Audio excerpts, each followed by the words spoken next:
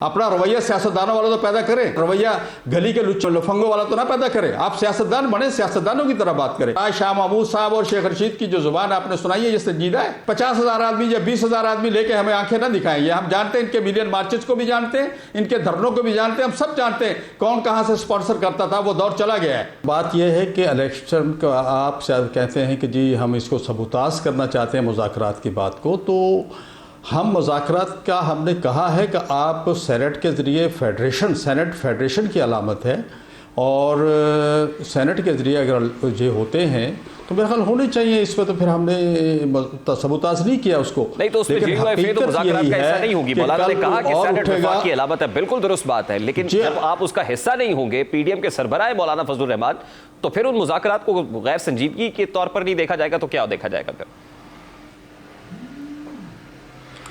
मैं समझता हूँ गैर संजीदा तो हम नहीं है। संजीदा हुकूमत किस हद तक है तो आप हुकूमत से पूछ सकते हैं।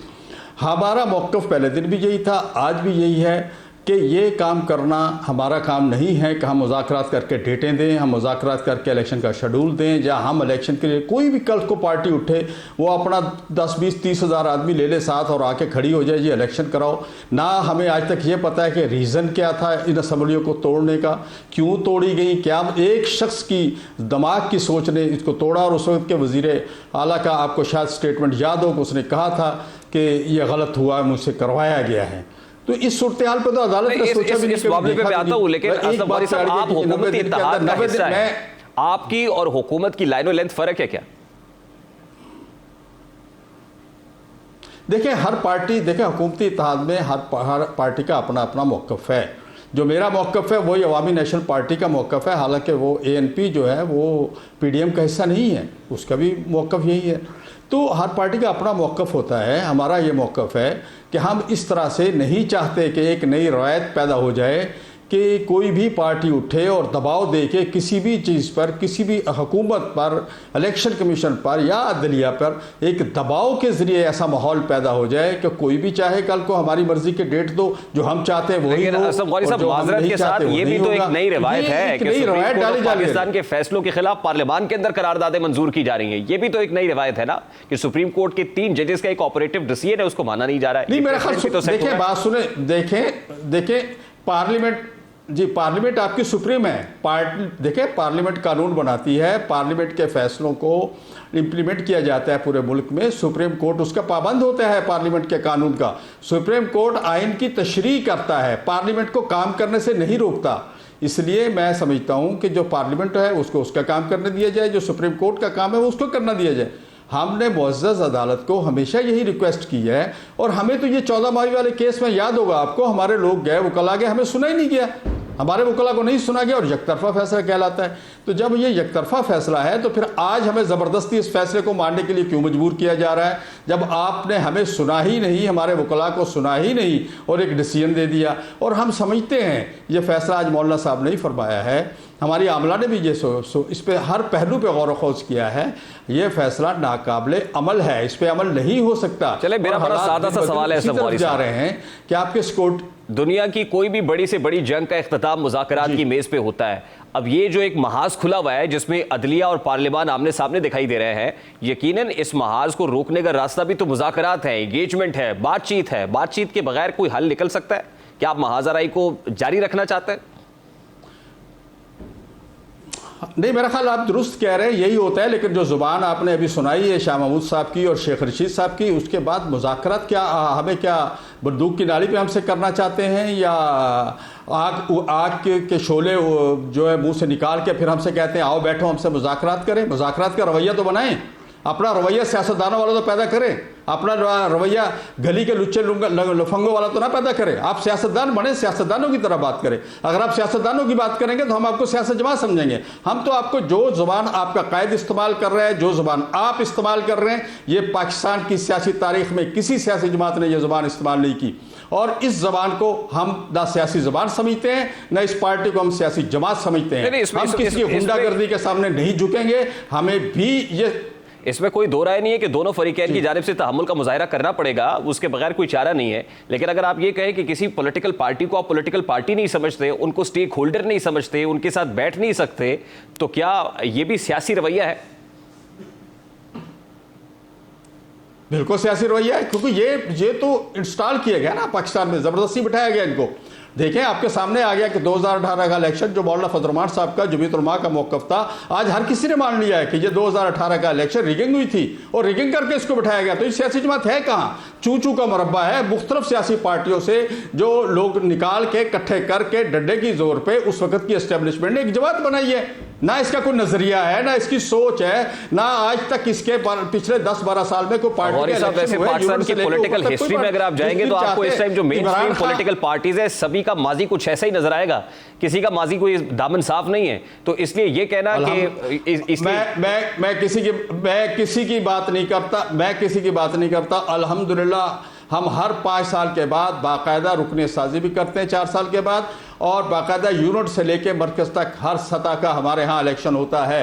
अब किसी पार्टी में नहीं होता तो मैं उसका जिम्मेदार नहीं हूं। तो फिर सर मेरा बड़ा सादा सा सवाल है, क्या फैसले चौकों और चौराहों पे होंगे जैसे शेख रशीद ने प्रीएम्प्ट किया है? क्या वाकई फैसले चौकों और चौराहों और सड़कों पे होंगे? हम उसको भी, शेख रशीद साहब को क्यों आप लेते हैं? उसके पास 10 आदमी नहीं है, उसके पास एक सीट थी उसके पास ना, उसकी पार्टी है, वो 1 मैन शो है। आपने उसको एक नजूमी टाइप का आदमी है ना, उसको अपनी जुबान पे कंट्रोल है। शेख रशीद के स्टेटमेंट को छोड़िए, तो फला का घर जला दो, ऐसा होता हुआ नजर हमला कर दो। जी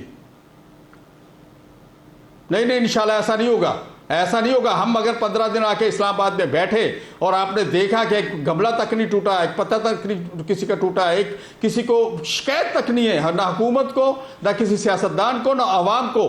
अगर 15 दिन हम बैठ के, लाखों लोग यहाँ बैठे जो बीबीसी की रिपोर्ट के मुताबिक 10 लाख से ज्यादा लोग थे, तो इंशाल्लाह आप बेफिक्र रहिएगा, हम पाकिस्तान के माहौल को खराब होने नहीं देंगे। ये कमेटी जो हुकूमत ने बनाई है नहीं देंगे, और सेनेट के प्लेटफॉर्म पर नेगोशिएशन हो रही है, एंगेजमेंट हो रही है, फिर इसकी क्या हैसियत है? क्या ये भी सिर्फ लॉलीपॉप ही है, टाइम बाइंग ही है?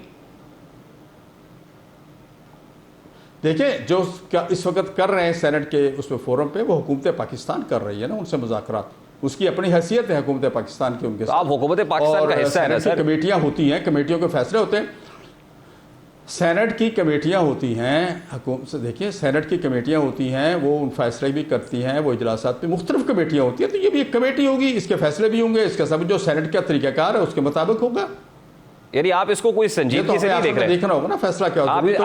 मैं बैठूं और आप इन मुज़ाकरात को संजीदा नहीं ले रहे?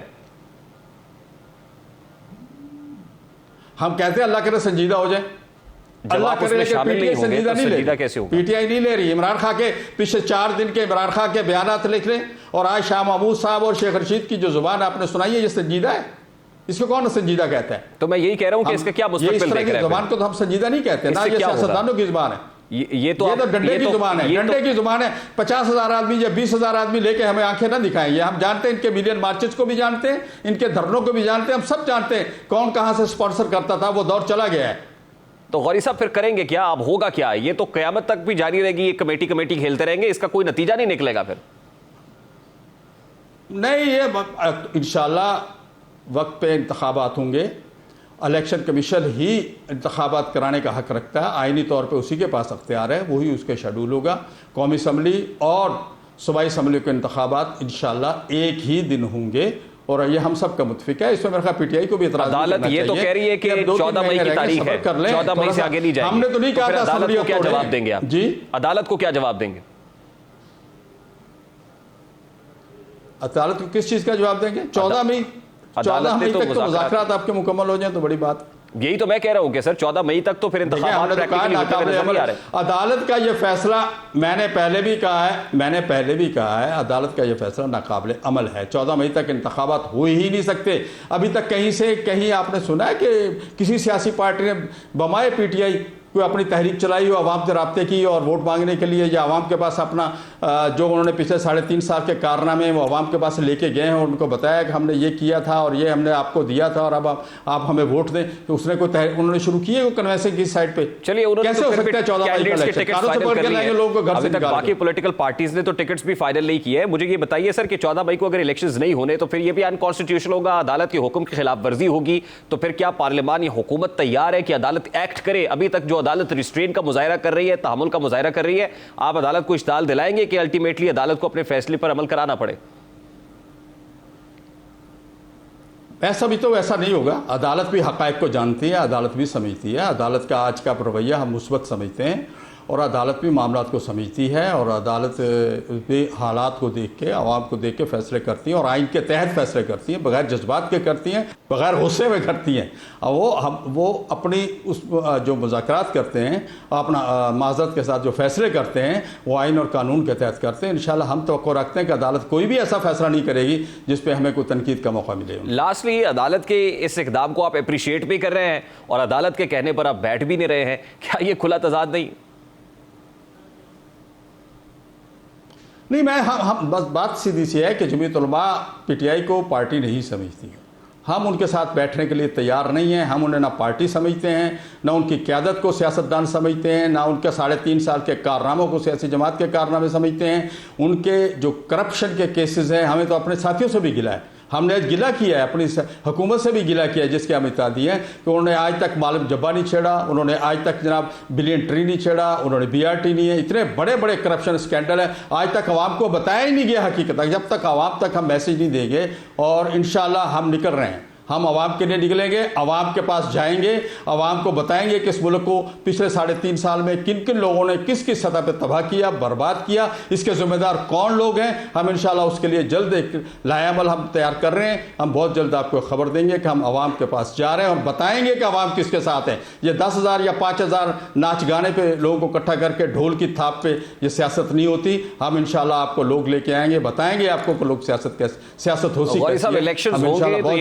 को निकलना पड़ेगा और इंशाल्लाह चलानी पड़ेगी। लास्टली एंड वेरी क्विकली, आप क्या चाहते हैं कि पाकिस्तान तहरीक इंसाफ जो एक पॉलिटिकल रियलिटी है, एक पॉपुलर पार्टी है, उस सफ़ाए हस्ती से मिट जाए, उसका वजूद कोई ना हो, बिल्कुल उसी तरह जैसे राना सनाउल्लाह ने कहा था, या वो रहेंगे या हम रहेंगे, यही चाहते हैं आप?